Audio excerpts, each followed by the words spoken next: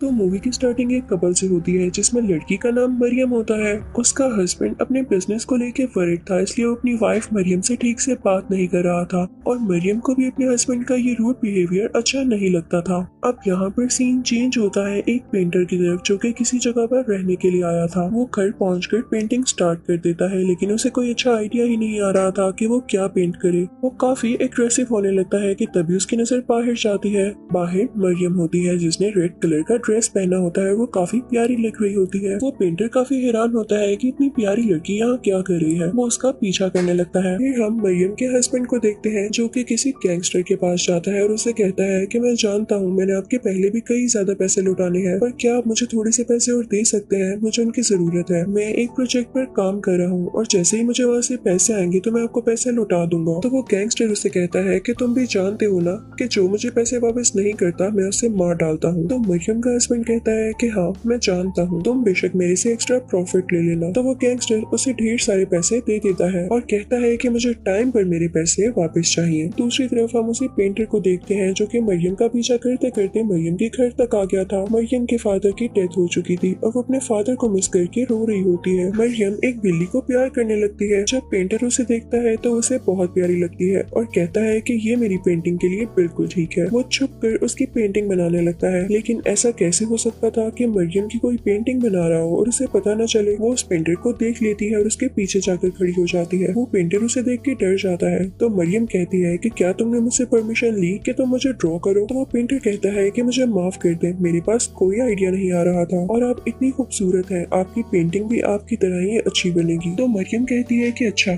ऐसी बात है, क्या तुम मेरे फादर की और मेरी पेंटिंग बना दोगे। तो वो पेंटर कहता है हाँ क्यों नहीं, आप जिसकी कहेंगे मैं पेंटिंग बना दूंगा। तो मरियम कहती है मैं तुम्हें कुछ टाइम बाद बताऊंगी अपने हस्बैंड से पूछकर। तो वो पेंटर चुप हो जाता है क्योंकि उसे मरियम अच्छी लगने लगी थी और उसे पता ही नहीं था कि मरियम मैरिड है। उसके बाद वो दोनों अपने अपने घर की तरफ निकल जाते हैं। जब रात होती है तो मरियम अपने हस्बैंड से पूछती है कि क्या मैं पेंटिंग बनवा लूं। तो मरियम का हस्बैंड उसे कहता है कि तुम जानती भी हो कि मैं कितना वरीड हूँ, घर में पहले ही पैसे नहीं है, सॉरी तुम अभी पेंटिंग नहीं बनवा सकती। तो मरियम उसे कहती है लेकिन वो पेंटिंग फ्री में बनाना चाहता है। तो मरियम का हस्बैंड उसे अलाउ कर देता है। मरियम काफी खुश हो जाती है और अपने फादर की पिक्चर ढूंढती है जो कि फटी हुई होती है, लेकिन उसे उस पेंटर पे पूरा ट्रस्ट होता है कि वो पेंटिंग काफी अच्छी बना देगा। सुबह होती है तो मरियम उस पेंटर के घर जाती है और उसे कहती है कि ये पिक्चर है और मेरे फादर के साथ मेरी पेंटिंग बहुत अच्छी बनाना। तो पेंटर कहता है कि आप फिक्र ही ना करें, लेकिन इस पेंटिंग को तैयार होने के लिए कुछ दिन चाहिए होते हैं क्योंकि अच्छी पेंटिंग्स एक ही दिन में नहीं बन जाया करती। इसी तरह से मरियम रोज उसके घर जाया करती ताकि पेंटिंग कंप्लीट हो सके। इसी तरह एक दिन मरियम उस पेंटर के घर होती है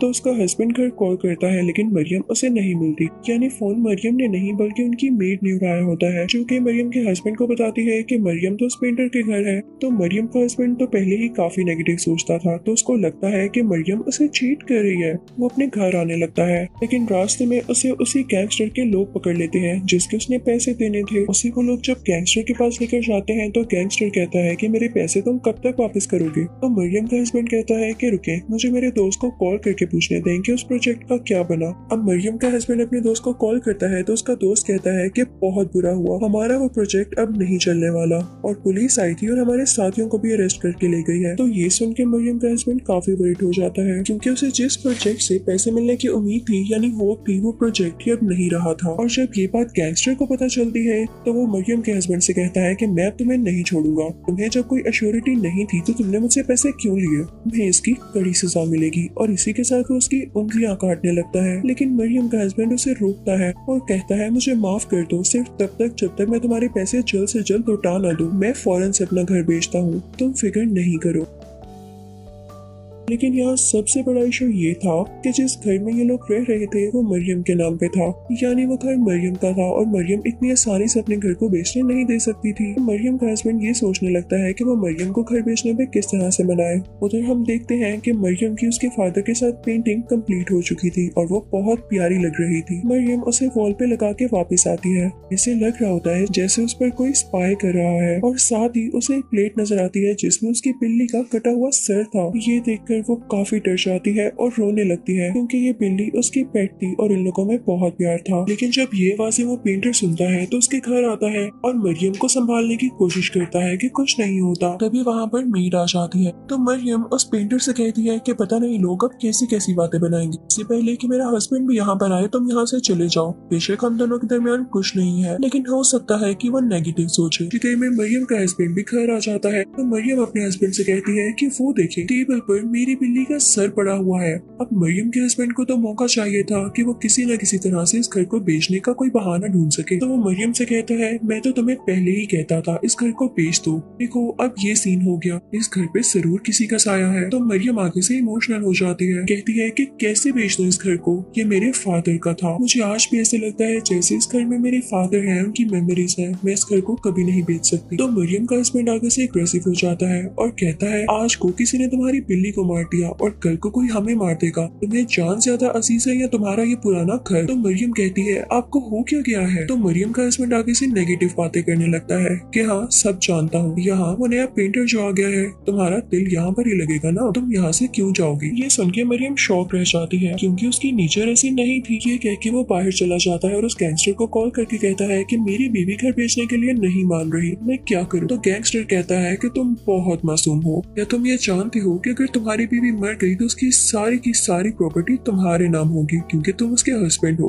अब मरियम के हस्बैंड को ये बात अच्छी लगती है क्योंकि वो तो पहले से ही घर बेचना चाह रहा था। साथ ही में वो ये भी सोचता है कि उसकी वाइफ पेंटर के साथ मिलकर उसे चीट कर रही है तो उसे मरवा देना ही बेहतर है। वो गैंगस्टर से कहता है कि तुम ही उन दोनों को किडनैप कर लो, याद रहे मेरा नाम ना है। जैसा प्लान किया गया था वैसा ही होता है। उस गैंगस्टर के लोग मरियम को और उस पेंटर को एक साथ किडनैप कर लेते हैं। अब रात को मरियम का हस्बैंड सोया होता है तो उसे फ्लैशबैक आते हैं जिसमें उसे वो सारा टाइम याद आता है जब वो मरियम के साथ था। उसे काफी रिग्रेट होता है कि मैंने अपनी ही वाइफ को मरवाने के लिए लोगों को भेज दिया। फौरन से उस गैंगस्टर को कॉल करता है और कहता है कि आप प्लीज ये प्लान कैंसिल कर दें, मुझे मेरी बीवी को नहीं मरवाना। तो वो गैंगस्टर कहता है कि फिक्र नहीं करो, मैं नहीं मारता उसे। लेकिन गैंगस्टर इतना अच्छा हो कैसे सकता था। और वैसे भी मरियम वहाँ पर अकेली लड़की थी, वहाँ सब लोग उन लोगों पे काफी जुल्म करने लगते हैं। मरियम के पास एक स्किल थी कि वो अपना सेल्फ डिफेंस करना जानती थी, इसलिए वो उन सब आदमी को मार के बाहर आ जाती है। वहाँ से वो पेंटर भी ऐसे करता है। अब वो दोनों एक साथ बाहर जाने वाले होते हैं लेकिन तभी उस गैंगस्टर के आदमी आके पेंटर के पेट में चाकू मार देते हैं और वो बेचारा जख्मी होकर वहीं गिर जाता है। मरियम वहाँ से भागती एक जगह पर पहुंच जाती है जो कि एक ब्रिज होता है। वो काफी वरीड होती है लेकिन तभी उसे सामने से एक जीप आती दिखाई देती है तो वो खुश हो जाती है ये सोचते हुए कि मैं इन लोगों से हेल्प मांगूंगी। लेकिन उस बेचारी को क्या पता था कि ये जीप तो उसे गैंगस्टर की थी। वो गैंगस्टर उसे फिर से पकड़ लेता है और उसके पेट में भी चाकू मार के उसे ब्रिज से नीचे फेंक देता है। और ये सब होता हुआ वो पेंटर अपनी आंखों से देख रहा था। पेंटर काफी डर जाता है और वहाँ से भाग जाता है। वो सीधा पुलिस के पास जाता है और कहता है कि मैंने अपनी आंखों से देखा है कि उन लोगों ने मरियम को ब्रिज से नीचे फेंका है। तो पुलिस कहती है कि तुम्हारे पास क्या एविडेंस है। तो वो पेंटर कहता है कि मैं कह रहा हूँ ना, मैंने खुद देखा है, अब मेरे साथ चले। लेकिन पुलिस जब वहाँ पर जाकर इन्वेस्टिगेशन करती है तो उसे उसकी डेड बॉडी कहीं पर भी नहीं मिलती। तो वो पेंटर से कहते हैं कि तुम झूठ बोल रहे हो सकता है कि तुमने मरियम को किडनैप करके उसे मार दिया और उसकी डेड बॉडी भी कहीं पर छुपा दी हो। अब रात में हम देखते हैं कि मरियम का हस्बैंड सो रहा होता है, उसकी आंख खुलती है तो वो नीचे जाकर देखता है तो मरियम की मरी हुई बिल्ली चल रही होती है और उसकी पूरी बॉडी पर खून लगा हुआ था और उसे ऐसे लगता है जैसे मरियम का कटा हुआ सर उसके सामने पड़ा हो। लेकिन ये सिर्फ उसका एक ख्वाब होता है। वो अक्सर ख्वाब में मरियम से डर जाया करता था जैसे मरियम की सोल आकर उसे डराना चाह रही हो। और गाँव में भी लोग बातें करने लगे कि उन्होंने मरियम की सोल को देखा है,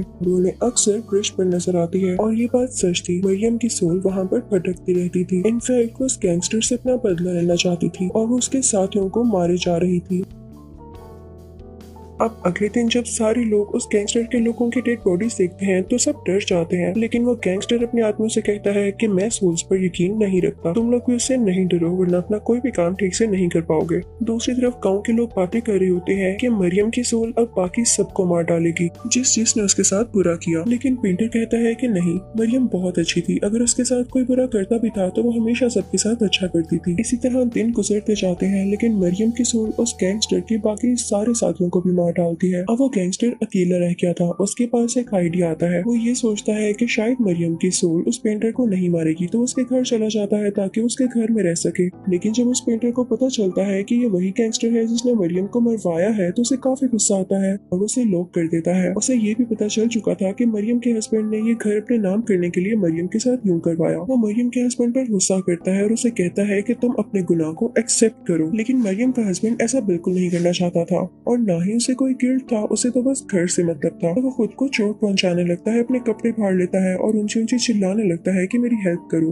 ताकि सब लोग यही समझें कि पेंटर उसे मार रहा है। तभी वहाँ पर सारे गाँव वाले आ जाते हैं जो कि पेंटर को पकड़ लेते हैं। लेकिन पेंटर उनसे कहता है कि तुम लोग मेरी बात का यकीन करो, मरियम का हस्बैंड ही था जिसके कहने पर गैंगस्टर ने हम दोनों को किडनैप किया और हम वहाँ से भाग कर आए, लेकिन उन लोगों ने मरियम को मार दिया। तो गाँव वाले कहते हैं कि तुम झूठ बोल रहे हो। तो पेंटर उन सबको अपने घर लेकर आता है ताकि उस आदमी से बात करवा सके। लेकिन जैसे ही वो घर पहुंचते हैं तो वो गैंगस्टर भी लटका होता है। उसकी बॉडी से खून निकल रहा था और उसे किसी ने मार दिया था। तो गांव वाले पेंटर पर ही शक करते हैं कि तुम ही ने इसे मारा होगा। पेंटर कहता है अगर मैंने इसे मारा होता तो मैं भला क्यों अपने घर लाता तुम लोगों को। पेंटर बिना कुछ कहे वहाँ से चला जाता है। अब मरियम का हस्बैंड पुलिस से कहता है कि मुझे प्रोटेक्शन दी जाए कि कहीं वो पेंटर मुझ पर भी अटैक न कर दे, और वो बड़ी आसानी से वो सिक्योरिटी ले लेता है। अब रात को मरियम की सोल आकर उसे डराने लगती है। तभी उसके घर में गैंगस्टर्स का लीडर आता है जो उसे कहता है कि जो पैसे तुमने गैंगस्टर से लिए वो मुझसे ही लेके दिए थे उसने, और अब के जब वो नहीं रहा तो तुम मेरे पैसे फौरन से वापस करो, वरना मैं तुम्हें भी मार डालूंगा और तुम्हारी माँ को भी। साथ ही साथ उसे मरियम भी डराया करती थी, जिससे वो काफी परेशान हो जाता है। वो एक सेंट को लेकर उसे ब्रिज पर जाता है जहाँ मरियम की डेथ हुई थी, ताकि वहाँ से मरियम की सोल को भगाया जा सके। लेकिन मरियम की सोल पर कोई असर नहीं हो रहा था, तो सेंट वहाँ से चला जाता है।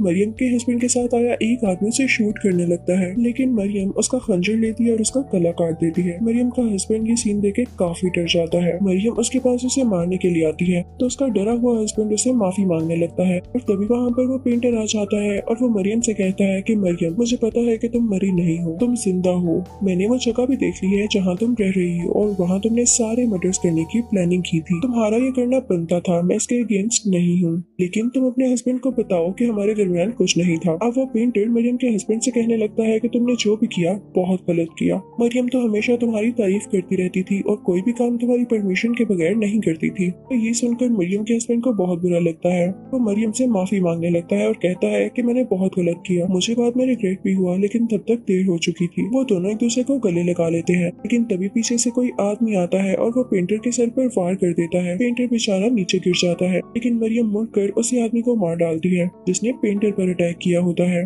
और फिर वो पेंटर के पास जाती है ये देखने के लिए कि वो ठीक है कि नहीं। तभी पीछे से मरियम का हस्बैंड आता है और मरियम में वो खंजर घुसा देता है, जिससे मरियम काफी जख्मी हो जाती है। मरियम का हस्बैंड उससे कहता है कि सॉरी मरियम, मुझे घर लेने के लिए ये करना पड़ा, मुझे पैसे चुकाने हैं। और यहाँ पर मरियम बेचारी फाइनली मारी जाती है। पेंटर उसकी डेड बॉडी उठाता है, वो उसकी डेड बॉडी को पानी में बहा देता है और फिर पुलिस के पास जाकर ये कहता है कि मैंने मरियम को मारा, क्योंकि वो भी अब अकेला नहीं रहना चाहता था। वो बाकी की जिंदगी जेल में गुजारता है और दूसरी तरफ हम देखते हैं कि वो घर अब गैंगस्टर्स के लीडर के नाम होता है, क्योंकि मरियम के हस्बैंड ने उसके पैसे जो देने थे। और मूवी के लास्ट सीन में हम देखते हैं कि पहले तो मरियम एक्टिंग कर रही थी कि वो एक सोल में बदल गई है, लेकिन अब मरियम वाकई एक सोल बन चुकी थी और वो इस गैंग लीडर को मार डालती है और साथ में उन सब बुरे लोगों को जिसने उसके साथ बुरा किया। और इसी सीन के साथ ये मूवी यही एंड होती है।